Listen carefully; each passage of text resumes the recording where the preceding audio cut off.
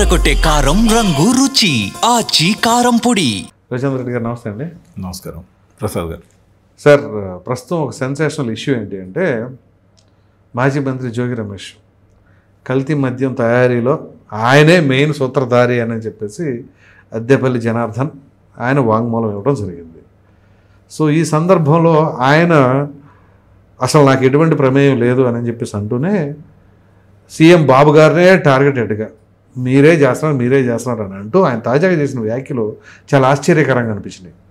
అందులో ఒకటి, మీరు అసలు కూటమి ప్రభుత్వం అంటారండి, కూటమి ప్రభుత్వం కాదు, చేస్తుంది తెలుగుదేశమే, చంద్రబాబు నాయుడు అండ్ లోకేష్ అని చెప్పేసి వీళ్ళిద్దరినే టార్గెటెడ్గా మాట్లాడుతాం. వంగవీటి మోహన్ రంగా గారి అడుగుజాడల్లో నడుస్తున్నాను నేను అని చెప్పేసి అన్నారు. సో ఇప్పుడు ఈ ప్రశ్న మిమ్మల్ని ఎందుకు అడిగితే, మొన్నటి వరకు మీరు ఆ పార్టీలో ఉన్నారు కాబట్టి దాదాపు అందరితో మీకు అవగాహన, పరిచయాలు, ముఖ పరిచయాలు బాగా సంబంధం ఉంది కాబట్టి, సో ఆయన చెప్పిన మాటలకి ఏమైనా సంబంధం ఉందా నిజంగానే అనేది చెప్పండి. ఇందులో ప్రసాద్ గారు పూర్తిగా రాజకీయం కనపడుతుంది. 4 పేర్లు ఎస్టాబ్లిష్ అయినాయి మొదట. ఒకటి జయచంద్రారెడ్డి, అవును, సురేంద్ర నాయుడు, శ్రీనివాసరావు, అద్దెపల్లి జనార్దన్. ఈ 4 పేర్లు ఎస్టాబ్లిష్ అయ్యాక దర్యాప్తుకు ఆదేశించిన చంద్రబాబు నాయుడు గారు ముఖ్యంగా 2 తెలుగుదేశం పార్టీకి సంబంధించిన వ్యక్తులైన తమ్మలపల్లి ఇన్ఛార్జ్ జయచంద్రారెడ్డిని, అక్కడి నాయకుడు సురేంద్ర నాయుడిని వెంటనే పార్టీని సస్పెండ్ చేశారు. సో మారల్గా అంతవరకు ముందు సస్పెండ్ చేసి ఎంక్వైరీ పూర్తయ్యాక వాళ్లే చేస్తే పార్టీ నుంచి బహిష్కరించాలనేది ఆయన ఆలోచన కావచ్చు. సో ఇక్కడ ప్రాథమికంగా కూటమి అనేది 3 పార్టీల సమాహారం అయినప్పటికీ ఏ పార్టీకి సంబంధించిన వారు తప్పు చేస్తే ఆ పార్టీ వాళ్లే ఆ పార్టీ నుంచి సస్పెన్షన్ కానీ చర్యలు తీసుకోవాలి. కాబట్టి ఆ విధంగా తీసుకున్నాం. అదే ముద్దాయి కాస్త కన్ఫర్మ్ అయిపోయి అతను నిరూపితం అయితే ఖచ్చితంగా పార్టీ కాదు, ప్రభుత్వం చర్య తీసుకుంటుంది. ఏ పార్టీ ప్రభుత్వం అధికారంలో ఉందో, ఉమ్మడిగా ఎన్డీఏ ప్రభుత్వం అధికారంలో ఉందో ప్రభుత్వం చర్యలు తీసుకోవాల్సి వస్తుంది. చట్టం, న్యాయం, వ్యవస్థే చర్యలు తీసుకోవాల్సి వస్తుంది. సో దానికి టైం టేకింగ్లోకి భాగంగా ఆయన ఈ పని చేయడం జరిగింది.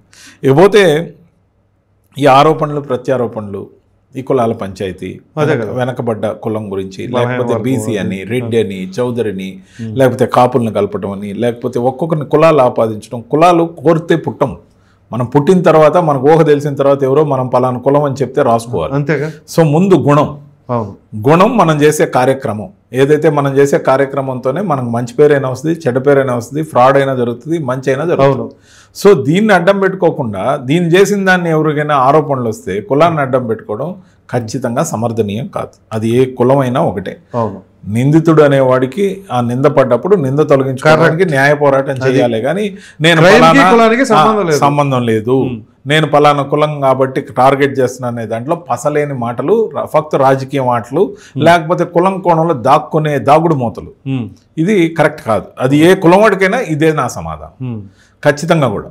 సో ఇక్కడ వివక్షకి ఏం తాగుండదు. వివక్షని అంటే వెంటనే కోర్టులో కూడా ఆ మాట చెప్పచ్చు, ఈ విధంగా నన్ను టార్గెట్ చేస్తున్నానని కూడా చెప్పచ్చు. ఇకపోతే కొంత దూకుడు స్వభావంతో మాట్లాడే జోగి రమేష్ గారు పైకి దూకుడుగా కనపడతారే కానీ మామూలుగా అంత అగ్రెసివ్ మెంటాలిటీ అయితే ఆయనది కాదు. అగ్రెసివ్గా మాట్లాడతారు, ఫెరోషియస్గా కనపడతారు, కానీ మనిషి అంత అగ్రెసివ్ కానే కాదు. ఆయన మామూలుగా దూకుడుగా కనపడాలనే కోరికతో జగన్మోహన్ రెడ్డి గారి హయాంలో ఏంటంటే ఎవరైతే ఆ విధంగా దూకుడుగా ఉన్నారో, చంద్రబాబు నాయుడు గారిని అటాక్ చేసినా, లేకపోతే అసెంబ్లీలో దూషించినా, లేకపోతే 4 మాటలు పరుషంగా మాట్లాడిన వాళ్ళందరికీ మంత్రి పదవులు. ఆ రోజు చంద్రబాబు నాయుడు గారి ఇంటిపైన దాడికి పోయిన తర్వాత దానికి కేసులు అయినాక నేను ఆయన్ని చూడడానికి వచ్చాను, నన్ను దాడి అని నిరసన. మరి మీకు నేను అనేది ఏంటంటే, కానీ ఆయన కావాల్సిన టార్గెట్ అయితే రీచ్ అయ్యాడు, మంత్రి అయితే అయ్యాడు, గోల్ అచీవ్డ్. సో ఈ విధంగా అసెంబ్లీ వేదికగా తిట్టిన వాళ్ళందరికీ కూడా దాదాపుగా మంత్రి పదవులు వచ్చాయి. అప్పటి రెజిమ్ లో ఏంటంటే అదొక కామన్ యాక్టివిటీగా తయారైంది. సో ఖచ్చితంగా ఈరోజు ఆయన గురించి ఆరోపణ చేసిన అద్దెపల్లి జనార్దన్ని అనాల్సిన మాటలు చంద్రబాబు నాయుడు గారిని టార్గెట్ చేయడం అనే దాంట్లోనే రాజకీయం ఉంది. అంటే దీన్ని పార్టీల మధ్య పంచాయతీగా చూస్తున్నాడే కానీ నీ మీద ఎవరు ఆరోపణ చేశారో వాళ్ళకి సమాధానం చెప్పాల్సింది. ఏమయ్యా జనార్దన్, నువ్వు నా పేరు చెప్తే నేను ఎట్ట నిందితున్నయ్యా, నాకు నువ్వు తప్పించుకోవడానికి నా పేరు చెప్తే ఎట్ట, నువ్వు తప్పించుకోవాలంటే రజనీకాంత్ పేరు, అమితాబ్ బచ్చన్ పేరు చెప్పు, అప్పుడైతే విచారణ చేయడానికి 4-5 ఏళ్లు పట్టుద్ది, కాబట్టి అందరు మర్చిపోతారు దీన్ని చెప్పాలి. దాన్ని వదిలేసి ముఖ్యమంత్రిగా ఉన్న చంద్రబాబు నాయుడు గారిని టార్గెట్ చేయడంలో, కూటమిని టార్గెట్ చేయడం, కూటమిని కూడా అనడం లేదు నాకు తెలిసి. అంటే టీడీపీకి సంబంధించి మాత్రమే టచ్ చేస్తున్నాడంటే ఈ రోజు వంగవీటి రంగా గారి దానికి దీనికి ఏం రెలవెన్స్? నేను మిమ్మల్ని ఎవరు అడిగారు మీరు ఏ ఆదర్శాలు ఫాలో అవుతున్నారు? మిమ్మల్ని ఎవరు అడిగారు ఎవరి ఆశయాలకు అనుగుణంగా మీరు పనిచేస్తున్నారంటే జగన్మోహన్ రెడ్డి గారితో ఉంటూ జగన్మోహన్ రెడ్డి గారి ఆశయాల కోసం మీరు పనిచేశారా, లేకపోతే ఆయన అడుగుజాడల్లో మీరు నడిచారా? వంగవీటి రంగా గారి అనుచరుడిగా మీరు ఇప్పటికిప్పుడు ముద్ర వేసుకోవాల్సిన అవసరం వచ్చింది అంటే మీరు కులం కోణంలో కొంత మద్దతు ఏదన్నా కోరుకుంటున్నారా? అసలు ఏం జరుగుతుంది అనేది పూర్తిగా జనం అర్థం చేసుకుంటారు. కానీ ఇది కాదు, డిఫెన్స్ మెకానిజం ఏంటంటే మీరు అద్దేపల్లి జనార్దన్ గారిని అడగాలి. జోగి రమేష్ గారు, మీరు నా పేరు చెప్పే బదులు ఏ రజనీకాంత్ అంటే సబ్జెక్టు అంటే ఊరికే చెప్తున్నాను కానీ వాళ్ళ పేరు చెప్పాలనేది నా ఆలోచన కాదు.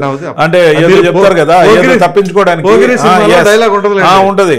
వాళ్ళు తెలుసు వీళ్ళు తెలుసు, అసలు అతను చెప్తేనే చేశా, అసలు ప్రపంచ నాయకుల పేర్లు ఎవరి అని చెప్పి వాళ్ళు చెప్తేనే చేశానంటే ఆ ఎంక్వైరీ పూర్తి అవడానికి దశాబ్దం పట్టింది. అంటే ఇంకా నయం ప్రపంచ స్థాయి నాయకుల్ని లేకపోతే దేశానికి సంబంధించిన సెలబ్రిటీల పేర్లు చెప్పకుండా జోగి రమేష్ గారు చెప్పారు కాబట్టి అద్దేపల్లి జనార్దన్ గారు సెలబ్రిటీ స్టేటస్ జోగి రమేష్ గారికి ఇచ్చినప్పుడు ఆయన నేరుగా అద్దేపల్లి జనార్దన్ గారిని విమర్శించాలి. లేదంటే ఆయన అడగాల్సిన 4 మాటలు ఆయన్నే అడగాలి. అది కాకుండా ఇవన్నీ చేస్తున్నారంటే దీంట్లో రాజకీయం దాగి ఉంది.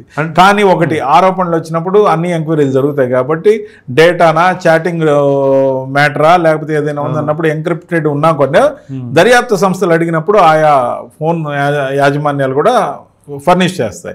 ఫర్నిష్ చేసినప్పుడు దాంట్లో ఎవిడెన్స్ ఉంటే ఖచ్చితంగా కోర్టు ముందు పెడతారు. కోర్టు వాటిని ఎలక్ట్రానిక్ సంబంధించిన దానికి సంబంధించి ఎంతవరకు తీసుకోవాలి అంతవరకు తీసుకుంటుంది కాబట్టి విచారణకు పిలుస్తుంది. తర్వాత ఫర్దర్ కార్యక్రమాలు ఉంటాయి. ఆయన ఒక మాట కూడా చెప్పారు, జోగి రమేష్ అనే వ్యక్తి ఒక మంచి రాజకీయ నాయకుడిగా ఎదిగి కృష్ణా జిల్లాలో బ్రహ్మాండంగా చేశాను, అసలు ఎవరిని అడిగినా జోగి రమేష్ అటువంటి మంచోడు ఇంకోటి ఉండరని చెప్పేసి తనంతరికి తానుగా చెప్పుకుంటున్నాడు. అది ఎంతవరకు వాస్తవం అంటారు? ప్రతి రాజకీయ నాయకుడు ఇదే చెప్తాడు. అప్పుడు అసలు సొంతగా ఎవరైనా చెప్పుకుంటారా? కాదండి, ప్రతి రాజకీయ నాయకుడికి మీద ఆరోపణలున్నా కేసులున్నా రాష్ట్రాన్ని జగన్మోహన్ రెడ్డి గారు వెళ్ళినప్పుడు కేసులున్నాయని ప్రజలు ఏమైనా వదిలేశారా? ఈరోజు కూడా ఆయన కేసుల నుంచి పూర్తిగా క్లీన్ చిట్ ఇవ్వలే కదా. ప్రజలు ఎంతవరకు పరిగణలోకి తీసుకోవాలి, ఏది నిజం ఏది అబద్ధం అనేది నిర్ధారించేది ప్రజలు, ప్రజా కోర్టులు. అలా కాకుండా చట్టం ముందు న్యాయ వ్యవస్థ ముందు ఆధారాలు ఇండియన్ ఎవిడెన్స్ యాక్ట్ ప్రాతిపదికగా వాటికి ఆధారాలు ఉంటే శిక్ష పడుతుంది. రైట్. సో ఆధారాల ఆధారితంగా మన న్యాయ వ్యవస్థ నడుస్తుంది. అంటే ఎవిడెన్స్ యాక్ట్, ఎవిడెన్స్ కానీ బలంగా ఉంటే తప్పు జరిగిందని తెలిస్తే న్యాయ వ్యవస్థ శిక్షిస్తుంది. నాకు ప్రజా కోర్టులో బలం ఉంది, లేకపోతే ప్రజలు నన్ను అభిమానిస్తున్నారు, నేను చాలా మంచి రాజకీయ నాయకుడిని, సెల్ఫ్ సర్టిఫికేషన్ అవసరం లేదు. ప్రజలు నిర్ధారిస్తారు. ప్రజలు నిర్ధారించే తీర్పు వేరు, న్యాయస్థానాలు నిర్ధారించే తీర్పు వేరు. అవును, రెండింటిని వేరువేరుగా చూడాలి. న్యాయస్థానాలు న్యాయం వైపు చట్టం వైపు మొగ్గు చూపుతాయి కాబట్టి మీరు చట్టం వైపు నుంచి మీరు కోర్టుకు వెళ్ళి నా పేరుని అనవసరంగా దుర్వినియోగం చేస్తున్నారు, ఈ సోకాల్డ్ అద్దేపల్లి జనార్దన్ నా పేరుని బ్లేమ్ చేస్తున్నాడని అతని మీద పరువు నష్టం దావా వేయండి. రైట్, ఇది నా సలహా. Right sir, thank you.